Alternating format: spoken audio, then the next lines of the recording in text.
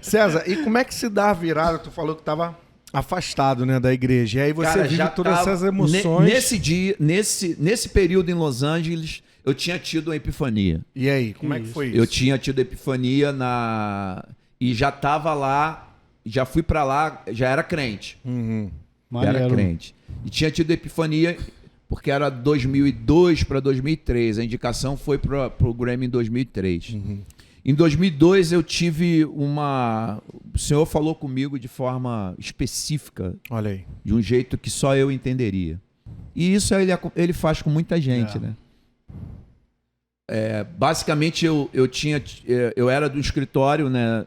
Quando a gente assinou o contrato com a gravadora, eu era do escritório do Cidade Negra. Cidade Negra tinha sido o intercessor, né? O Bino tinha falado com o diretor da Sony, eles foram assistir o show dessa banda de rap e nos contratou. E aí, nessa época, eles indicaram a gente para o escritório, para a empresária, que era do Cidade Negra, do Lulu Santos e do Gabriel Pensador, e entrou o Nocaute. E eu, com um amigo na Baixada, o Milton Rock, é o cara que o Senhor usou para poder falar da graça comigo, o Milton estava com um sobrinho precisando de um transplante de medula óssea. Precisava de $50 mil, o Breno.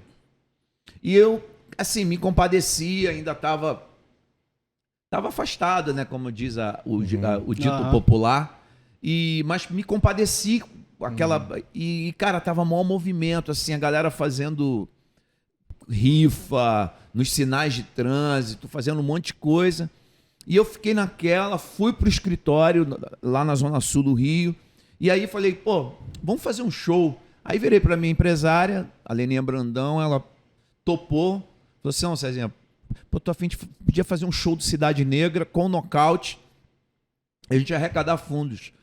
Aí ela, ó, eu abro mão do meu percentual. Maneiro, mano. Fala com a equipe, aí falou com a equipe, eu falei com os meninos, topamos, fizemos um show na Rio Sampa, pegamos a grana que demos pro moleque, o moleque foi para Curitiba, era a grana que faltava pro moleque ir para Curitiba.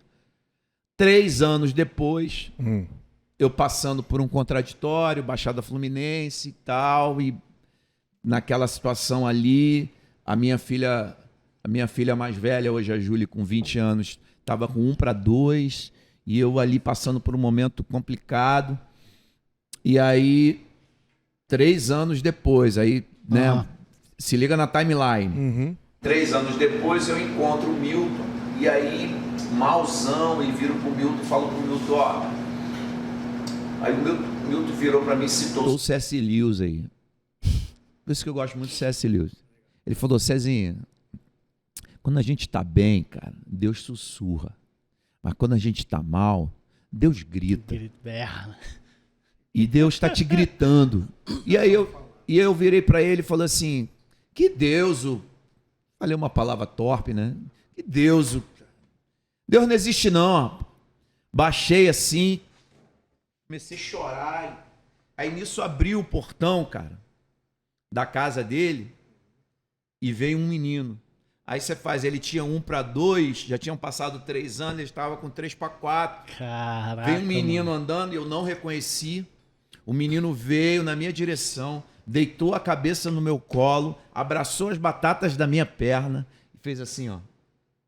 E aí nessa hora eu parei de chorar, falei assim, pô, quem é esse menino, cara? Aí ele virou e falou, Deus não existe não?